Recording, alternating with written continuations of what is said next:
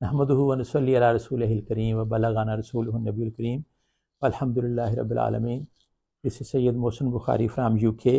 Nowadays I'm in Lahore. تو لاہور سے آپ سے مخاطب ہوں. جیسا کہ حضرت آدم علیہ السلام سے حضرت نبی پاک صلی اللہ علیہ وآلہ وسلم تک جو انبیاء علیہ السلام ہیں، ان کے واقعات قرآن و حدیث کی روشنی میں آپ کی خدمت میں پیش کرتا رہتا ہوں. تو آج پھر میں حضرت آدم علیہ السلام کی طرف جا رہا ہوں کہ حضرت آدم علیہ السلام کو اللہ تعالیٰ نے جب خلق کیا تو اس کا قرآنی حوالہ یہ ہے. سورۃ بقرہ میں آیت نمبر 30 میں اللہ تعالیٰ فرماتے ہیں کہ اور جب آپ کے رب نے فرشتوں سے کہا کہ میں زمین میں ایک خلیفہ بنانے والا ہوں. یہ قرآن پاک میں جو واقعہ آتا ہے اور جس میں یہ کہا گیا، اس کا ترجمہ جیسے میں پڑھ رہا ہوں کہ اور جب آپ کے رب نے فرشتوں سے کہا، تو اس میں مخاطب ہیں جناب رسول مقبول صلی اللہ علیہ وآلہ وسلم کہ اللہ تعالیٰ اپنے رسول سے گفتگو فرماتے ہوئے یہ کہتے ہیں، اور جو گفتگو ہوتی تھی وہ اس میں ایک وسیلہ تھا جبریل امین کا. اور نبی پاک صلی اللہ علیہ وآلہ وسلم نے آپ کو جبریل امین، وحی امین کا خطاب دیا، کیونکہ جو اللہ تعالیٰ سے وہ سنتے تھے وہی الفاظ ہو بہو جناب نبی پاک صلی اللہ علیہ وآلہ وسلم کے پاس وہ لے کے آتے تھے، اس لیے انہیں امین کہا جاتا تھا. اور نبی پاک صلی اللہ علیہ وآلہ وسلم جب اللہ کا حکم صحابہ اکرام رضوان اللہ علیہم اجمعین کو بتاتے تھے تو وہ اسے قلم بند کر لیتے تھے، لیکن کچھ صحابہ اکرام فوراً اس کو حفظ کر لیتے تھے. نبی پاک صلی اللہ علیہ وآلہ وسلم کو اللہ تعالیٰ مخاطب کر کے کہتے ہیں کہ وَإِذْ قَالَ رَبُّكَ لِلْمَلَائِكَةِ إِنِّي جَاعِلٌ فِي الْأَرْضِ خلیفہ. اور جب آپ کے رب نے فرشتوں سے کہا کہ میں زمین میں ایک خلیفہ بنانے والا ہوں، تو حضرت آدم کی تخلیق کا جو بنیادی مقصد تھا وہ زمین پر اللہ کی حجت اور خلیفہ بننا تھا. جنت میں ان کا قیام عارضی تھا، اصل منزل زمین ہی تھی. یہ تفاسیر میں آتا ہے. تو کچھ غلط فہمی یہ بھی ہے کہ نعوذ باللہ ان کو سزا کے طور پر زمین پر بھیجا گیا. سزا پیغمبروں کی نہیں ہوتی، ان کے لیے ان کی آزمائش ہوتی ہے. تو چونکہ نبی پیغمبر اور جو آئمہ منصوص بن اللہ ہیں وہ ایسی ہستیاں ہیں کہ ان سے غلطی کا شائبہ بھی نہیں ہے. شیطان ان کے قریب پھٹک بھی نہیں سکتا. وہ کوشش ضرور کرتا ہے لیکن پھٹک اس لیے نہیں سکتا کہ قرآن پاک میں ایک آیت آتی ہے کہ انما یرید اللہ لیذھب عنکم الرجس اہل البیت ویطہرکم تطہیرا، کہ اے اہل بیت رسول صلی اللہ علیہ وآلہ وسلم، اللہ نے تو بس یہ ارادہ کر لیا ہے کہ رجس جو ہے وہ آپ کے قریب بھی نہیں آ سکتا. تو رجس جو ہے وہ پاکیزگی کی ضد ہے. تو جو پاک و پاکیز ہستیاں ہیں ان کے قریب شیطان، چونکہ شیطان مردود ہے، اللہ تعالیٰ نے اس کو نکال دیا تھا جنت سے، تو اس لیے ان کے قریب نہیں آ سکتا. کوئی بھی رجس، کسی قسم کی جو ناپاکی ہے وہ ان ہستیوں کو چھو نہیں سکتی. تو اب یہ آتا ہے کہ حضرت آدم علیہ السلام کو یہ جو کانسیپٹ ہے کہ نعوذ باللہ ان سے غلطی ہوئی، یہ کانسیپٹ صحیح نہیں ہے. پہلے ہی جب اللہ تعالیٰ نے فرما دیا کہ میں اپنا نائب زمین پر بھیجنا چاہتا ہوں تو میں اس کی تخلیق کرنا چاہتا ہوں، تو فرشتوں کو جتنا کہ علم تھا انہوں نے کہا کہ اے اللہ ہم تیری تسبیح بیان کرتے ہیں، قیام، سجود اور رکوع میں رہتے ہیں، تو یہ جو انسان ہے یہ خون خرابہ کرے گا اور تیری زمین کو فساد سے بھر دے گا اور تیری نافرمانی کرے گا۔ تو اللہ تعالیٰ نے فرمایا کہ جو میں جانتا ہوں تم نہیں جانتے۔ وہ انسان تو تخلیق ہی پہلی بار ہو رہا تھا، حضرت آدم علیہ السلام جو ساری انسانیت کے باپ ہیں، تو فرشتوں نے اس سے اندازہ لگایا تھا کہ ہزاروں سال پہلے یہاں پہ آدم علیہ السلام کی تخلیق سے ہزاروں سال پہلے یہاں جنات بستے تھے، اور جنات میں انسان والی کچھ خوبیاں موجود تھیں، کچھ خوبیاں، لیکن انسان تو اشرف المخلوقات ہے، اس میں تو اللہ تعالیٰ نے اس کو اپنی بہترین مخلوق قرار دیا ہے۔ تو اس لیے اللہ تعالیٰ نے کہا کہ جو میں جانتا ہوں وہ تم نہیں جانتے۔ اور پھر قرآن پاک میں آتا ہے کہ اللہ تعالیٰ نے حضرت آدم علیہ السلام کو علم عطا فرمایا اور چیزوں کے نام بتائے، اور جمادات کے، نباتات کے، چرند پرند جتنی بھی مخلوقات ہیں سب کے نام سکھائے، اور پرٹیکولرلی یہ کہ نبی پاک صلی اللہ علیہ وآلہ وسلم جو حبیب خدا ہیں، جن کے لیے کائنات خلق کی گئی، ان کا اور اہل بیت کا وہ تعارف بھی موجود تھا، خصوصی طور پر پنجتن پاک کا، جس میں حضرت محمد صلی اللہ علیہ وآلہ وسلم پہلے ہیں پنجتن پاک میں، دوسرے نمبر پہ بھی فاطمہ الزہرا سلام اللہ علیہا آتی ہیں، ان کی صاحبزادی، پھر حضرت علی کرم اللہ وجہہ، پھر حضرت امام حسن علیہ السلام، پھر حضرت امام حسین علیہ السلام، پھر حضرت امام زین العابدین علیہ السلام، پھر حضرت امام باقر علیہ السلام، پھر حضرت امام جعفر صادق علیہ السلام، پھر حضرت امام موسیٰ کاظم علیہ السلام، پھر حضرت امام علی رضا علیہ السلام جو ایران مشہد میں جن کا مقبرہ ہے، وہ 8ویں امام ہیں، پھر 9ویں امام ہیں حضرت امام تقی علیہ السلام، پھر امام نقی علیہ السلام،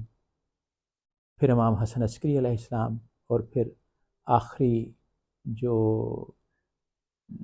امام ہیں وہ پردہ غیبت میں ابھی، ان کا نام ہے کہ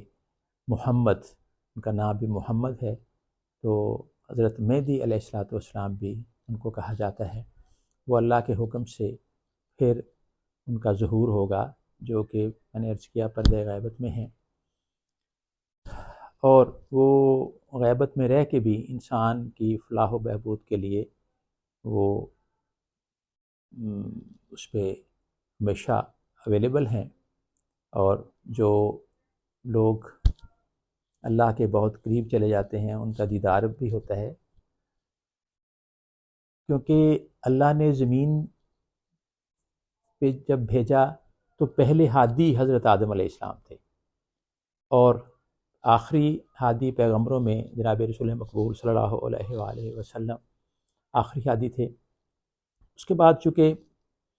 ختم ہو گیا سلسلہ یہ نبوت کا اور رسالت کا، تو پھر اللہ تعالیٰ نے امامین کے ذریعے آپ کی ہی اولاد سے امامین کے ذریعے یہ ہدایت جاری رکھی، اور حضرت جو 11 اماموں میں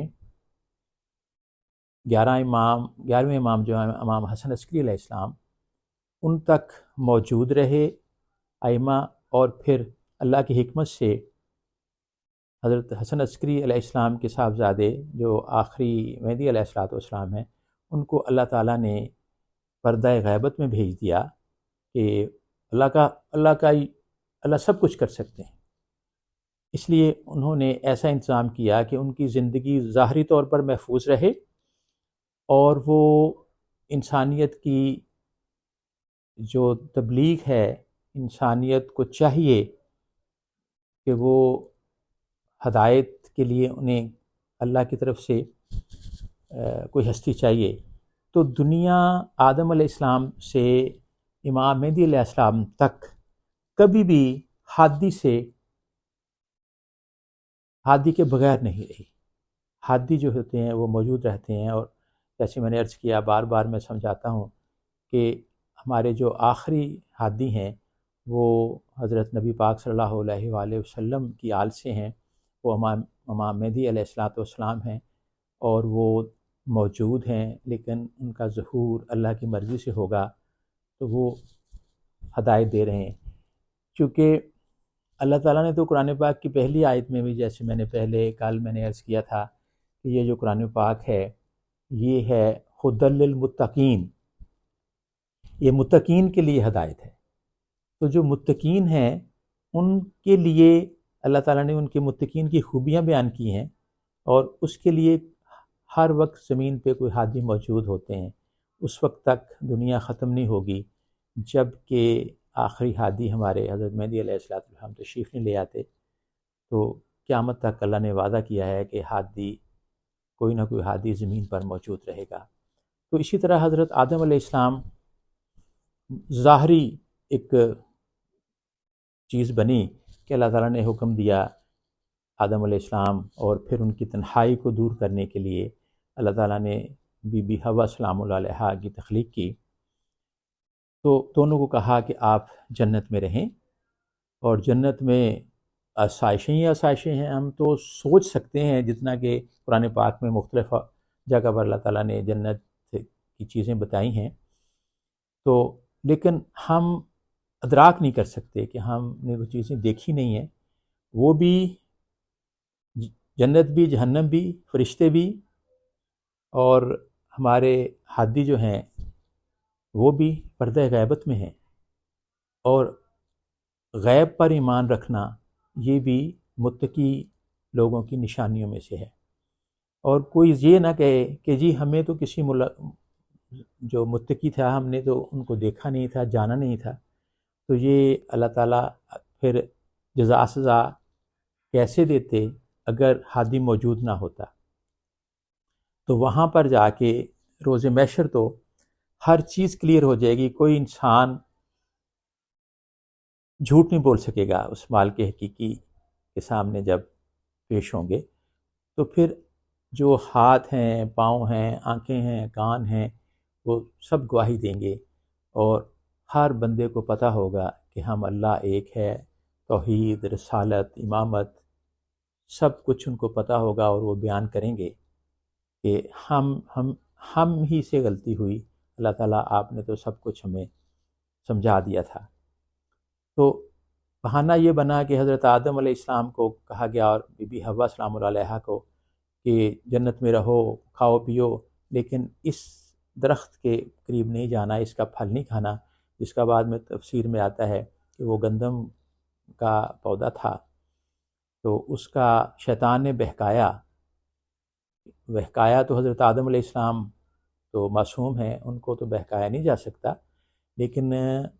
تفسیر میں یہ بھی آتا ہے کہ بی بی حوا کو اس نے کہا کہ اگر آپ یہ دانہ کھا لیں گی یا یہ پھل کھا لیں گی تو پھر آپ فرشتوں کی طرح ہو جائیں گی، فرشتہ بن جائیں گی، اور آپ کو کبھی موت نہیں آئے گی۔ تو اس نے پھر حضرت بی بی حوا سلام اللہ علیہا نے حضرت آدم علیہ السلام کو کہا، اور اس لیے یہ ایک سبب بنا آدم علیہ السلام کو زمین پہ اترنے کا۔ تو جب اللہ تعالیٰ نے پہلے ہی فرما دیا، جو میں نے پہلے شروع میں آیت پڑھی ہے، کہ اللہ تعالیٰ نے اپنا نائب خلیفہ زمین کے لیے بنانا چاہا، تو پھر اس کو خلق کیا حضرت آدم علیہ السلام کو، اور فرشتوں سے اور ملائکہ کہتے ہیں، مل کی جمع ملائکہ ہے، کہ جتنی بھی فورسز تھیں، وہ آسمان پہ جتنی بھی فورسز تھیں، وہ بھی غائب میں ہیں، ہم نہیں انہیں دیکھ سکتے، لیکن ان پر ایمان لانا بھی متقی لوگوں کا فرض ہے، واجب ہے۔ جو لا الہ الا اللہ محمد رسول اللہ پڑھتا ہے اس پہ یہ ساری چیزیں واجب ہو جاتی ہیں۔ تو فرشتوں سے تعظیمی سجدہ قرآن کا مطلب یہ تھا کہ آدم اور اس کی اولاد ان سے بھی بہتر ہے، کیونکہ تعظیمی سجدہ اللہ تعالیٰ، صحیح سجدہ، عبادت کا سجدہ صرف اللہ تعالیٰ کی ذات کو ہے، لیکن تعظیمی سجدہ انہوں نے کروایا فرشتوں سے، اور جتنی بھی فورسز ہمیں معلوم ہیں یا نہیں معلوم، بہت سی فورسز ہیں جنہوں نے سجدہ کیا، ان میں سے واحد ایک شیطان تھا جس نے سجدہ کرنے سے انکار کیا، اور جب وجہ پوچھی اللہ نے کہ اے ابلیس تو نے آدم کو سجدہ کیوں نہیں کیا، یہ 7 دفعہ ذکر آتا ہے مختلف آیات میں قرآن پاک میں، تو اس نے کہا کہ یا اللہ، آپ نے مجھے پیدا کیا آگ سے، آگ ہمیشہ اوپر کی طرف جاتی ہے اور زمین جو ہے اس کو پست کہا جاتا ہے، تو اعلیٰ جو ہے وہ ادنا کو سجدہ نہیں کرتا، تو انہوں نے سجدہ نہیں کیا، شیطان نے سجدہ نہیں کیا، تو اس کو اللہ تعالیٰ نے کہا کہ تو نے، لیکن اللہ تعالیٰ نے یہ بھی کہا تھا کہ آدم کا پتلا بنا کے پھر کہا کہ جب میں اپنی روح اس میں پھونک دوں تو تم سارے سجدے میں گر جانا، کیونکہ اللہ تعالیٰ عادل ہیں۔ تو ایک تو یہ ہے کہ آج کے اس ویلاگ میں کہ حضرت آدم علیہ السلام سے کوئی غلطی سرزد نہیں ہوئی، وہ ان سے ترک اولا ہوا۔ ترک اولا یہ ہوتا ہے کہ اعلیٰ چیز کو چھوڑ کر ادنا چیز کی طرف جانا، اور یہ کہا کہ اگر تم اس طرف جاؤ گے تو تم خسارے میں سے ہو جاؤ گے۔ پھر جب آدم علیہ السلام زمین پر آئے تو پھر انہوں نے معافی مانگی، وہ معافی بھی اللہ تعالیٰ نے خود بتائی کہ انی ظلمت نفسی ظلمًا کثیرا فاغفر لی۔ تو اور پینتن پاک کا تفسیر میں بتا رہا ہوں کہ پینتن پاک کا اللہ تعالیٰ نے کہا کہ یہ پینتن پاک جو آدم علیہ السلام سے پہلے موجود تھے اور ان کو سجدے کا حکم نہیں تھا، تو وہ آدم علیہ السلام سے پہلے ہی بالا و برتر تھے۔ تو یہ ایک آیت میں یہ بھی آتا ہے قرآن پاک میں کہ اے ابلیس، تو نے آدم کو سجدہ کیوں نہیں کیا، کیا تو نے تکبر کیا یا تو عالی ان میں سے ہے؟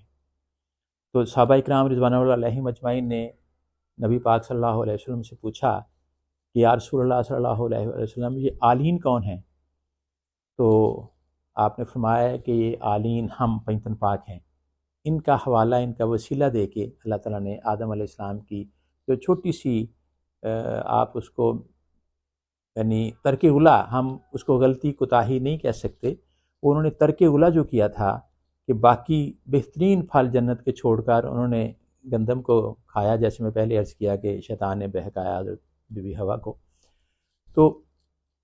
اس کی پاداش میں اللہ تعالیٰ نے ان کو زمین پر بھیج دیا اور پھر کہا کہ لو جی، آپ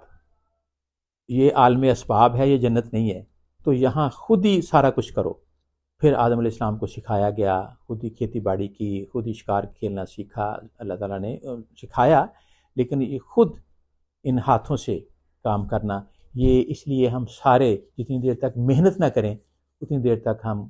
کوئی اس سے فائدہ نہیں اٹھا سکتے، کیونکہ خالی ہاتھ آئے ہیں اور جانا بھی خالی ہاتھ ہے۔ لیکن اشرف المخلوقات ہیں، اللہ تعالیٰ نے ہمارے لیے یہاں بہت سے اسباب پیدا کیے ہیں۔ وما علینا الا البلاغ المبین۔